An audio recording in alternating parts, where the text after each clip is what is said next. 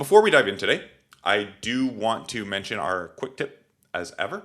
And that quick tip is about supervisor alignment. And it's something that people gloss over. You probably should have done your due diligence if you're, say, in a PhD program or you're working in some other relationship with a supervisor or mentor.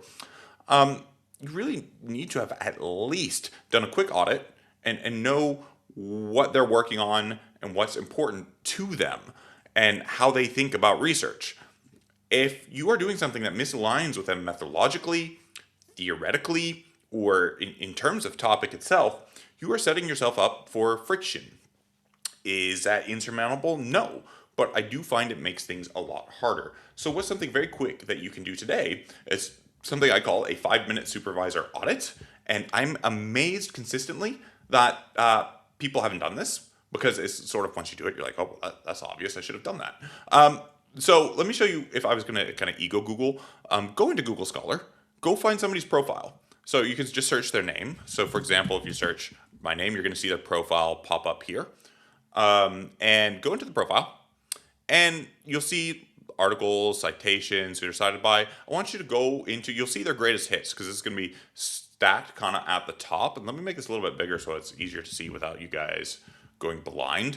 Okay, hopefully you can see this a little bit. There we go. So you can see the top papers here running at the top. You can see helpful stats about kind of where they are in the academic hierarchy in terms of like H-index. Don't worry about the metrics. These are like the deer's antlers for academics. But you'll also be able to see a couple things, right? If you're trying to publish in high impact journals and your supervisors haven't, well, you're asking somebody to train you to do something that they themselves have not achieved. Again, not impossible, but risky. The other thing is, if you see, what I want you guys to do here is sort this by year. Let me get out of this, go back to articles. Sort this by year. And you know, another thing I sometimes see is people are saying, well, they haven't published recently at all.